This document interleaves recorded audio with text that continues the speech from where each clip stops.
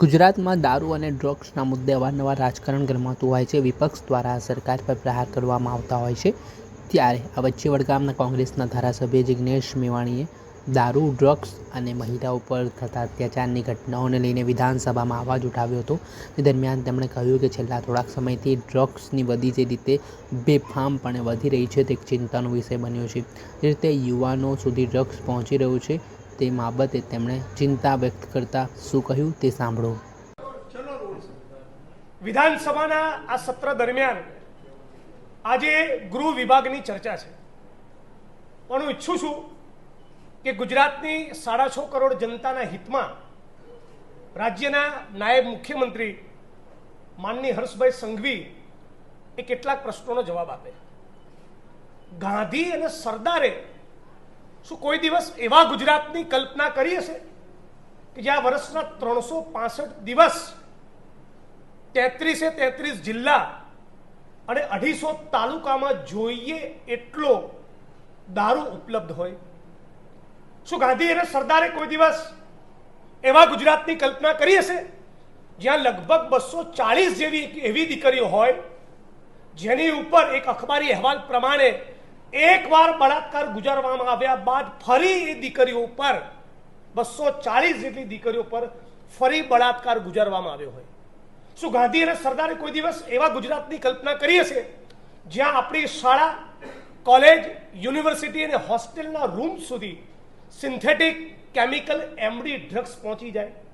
શું ગાંધી અને સરદારે કોઈ દિવસ એવા ગુજરાતની કલ્પના કરી હશે જ્યાં 8 વર્ષના, 10 વર્ષના, 12 વર્ષના, 15 વર્ષના બાળકો એ પેટ્રોલ સૂંઘે, ડીઝલ સૂંઘે, ગ્લુ સૂંઘે, સોલ્વન્ટ સૂંઘે, ટર્પેન્ટાઇન સૂંઘે અને આનો 8, 10, 12 વર્ષના બાળકો નશો કરતા થઈ જાય આપણા ગુજરાતમાં? બહુ મોટી ચિંતાનો વિષય એ છે. સવાલ એ છે કે ગુજરાતમાં એવી શું પરિસ્થિતિનું નિર્માણ થયું કે માનનીય નરેન્દ્રભાઈ જ્યારે મુખ્યમંત્રી હતા, માનનીય આનંદીબેન પટેલ જ્યારે મુખ્યમંત્રી હતા, માનનીય વિજયભાઈ જ્યારે મુખ્યમંત્રી હતા, ત્યારે પણ આપણા ગુજરાતમાં ડ્રગ્સનો આવો કાળો કારોબાર નહોતો જે છેલ્લા 5 વર્ષમાં જોવા મળ્યો છે. 72,000 કરોડનું ડ્રગ્સ એ ગુજરાતના દરિયાકાંઠે આવ્યું તો સવાલ એ થઈ રહ્યો છે કે રાજ્યની પોલીસ અને ગૃહ વિભાગ જેની ધરપકડ કરે છે એ તો નાની માછલીઓ છે. એકાદ બે રળિયા ખળિયા અપવાદને બાદ કરતા રાજ્યની સરકાર દ્વારા ડ્રગ પેડલર અને ડ્રગ્સ યુઝરની ધરપકડ કરવામાં આવે છે. પણ કયા એ માણસો છે, કોણ છે મુખ્ય સૂત્રધાર, કોણ છે આના કિંગ પિન, કોણ છે આના માફિયા જે કરોડોની કિંમતના ડ્રગ્સને ગુજરાતમાં ઓર્ડર કરીને મંગાવે છે? અને જે 72,000 કરોડનું ડ્રગ્સ ગુજરાતના દરિયાકાંઠે આવ્યું, કેદાડીના પોર્ટ ઉપર આવ્યું, એ ડ્રગ્સનું ઓર્ડર કરનારા માણસોએ કઈ રીતે પેમેન્ટ કર્યું? ચેક આપ્યો, કેશથી પેમેન્ટ કર્યું, હવાલો પાડ્યો? આની ફાઇનાન્શિયલ ટ્રેલ આજ દિન સુધી ગુજરાતની પોલીસ એસ્ટાબ્લિશ કરી શકી નથી.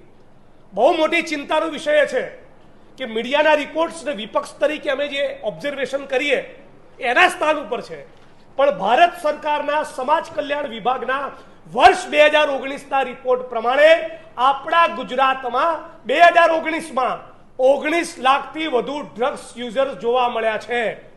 19 લાખ આપણા ગુજરાતમાં, જે પૈકી 1.85 લાખથી વધુ મહિલાઓ છે. અને મહિલાઓ, ગુજરાતની મહિલાઓનું ભારતના અન્ય રાજ્યોની મહિલાઓની તુલનામાં ડ્રગ્સનું સેવન વધારે જોવા મળ્યું છે. જો દેશમાં 100માંથી 7.41 બહેનો ડ્રગ્સનું સેવન કરતી હોય તો આપણા ગુજરાતમાં 100માંથી 9.81 મહિલાઓ ડ્રગ્સનું સેવન કરતી જોવા મળી છે. ચિંતાનો વિષય એ પણ છે, સમાજ કલ્યાણ વિભાગના આ 19 લાખના ડેટાવાળા રિપોર્ટમાં એવો ઉલ્લેખ કરવામાં આવ્યો છે કે ગુજરાતની અંદર જે સિડેટિવ્સ મળી રહ્યા છે, જે ઓપિયોઇડ્સ નામના ડ્રગ્સ મળી રહ્યા છે, એનું ઉત્પાદન ફાર્માસ્યુટિકલ કંપનીઓ દ્વારા કરવામાં આવી રહ્યું છે. તો સવાલ એ છે કે શું રાજ્યના ગૃહમંત્રીએ, મુખ્યમંત્રીએ, ડીજીએ, હોમ સેક્રેટરી, પોલીસ પ્રશાસને ગુજરાતની ફાર્માસ્યુટિકલ કંપનીઓને આઈડેન્ટિફાઈ કરી, એમની પર તવાઈ બોલાવી, એમને ઇન્ટ્રોગેટ કર્યા, એમને ગ્રીલ કર્યા, એમને સવાલ પૂછો કે તમે કયા નશાકારક પદાર્થોનું ઉત્પાદન કરી રહ્યા છો કે ભારત સરકારના સમાજ કલ્યાણ વિભાગના રિપોર્ટે એનો જિક્ર કરવો પડ્યો છે. આજે આપણું ગુજરાત એ ઉડતા ગુજરાત બનશે નહીં, બની ચૂક્યું છે. 19 લાખ લોકો 2019ની સાલમાં ડ્રગ્સની ચુંગાલમાં ફસાયા. રિપોર્ટ એવું કહે છે 1,30,000 લોકોને તાત્કાલિક અસરથી રિહેબિલિટ કરવાની, ડી એડિક્ટ કરવાની, ડ્રગ્સના વ્યસનમાંથી મુક્ત કરવાની જરૂરિયાત છે. પણ આજની પરિસ્થિતિમાં ગુજરાતની ભાજપની સરકાર ડ્રગ્સના યુઝર્સને પર યર ફક્ત 2800 થી 3000 લોકોને જ ડી એડિક્ટ કરી શકે છે. આ ગતિથી જો કામ ચાલતું રહે તો 500-700 વર્ષ લાગે આપણા ગુજરાતને ડ્રગ્સ મુક્ત બનતા. એટલે ગુજરાતની સામે ડ્રગ્સનો દૈત્ય જડબાગ ખોલી વિકરાળ સ્વરૂપ ધારણ કરીને ઊભો છે.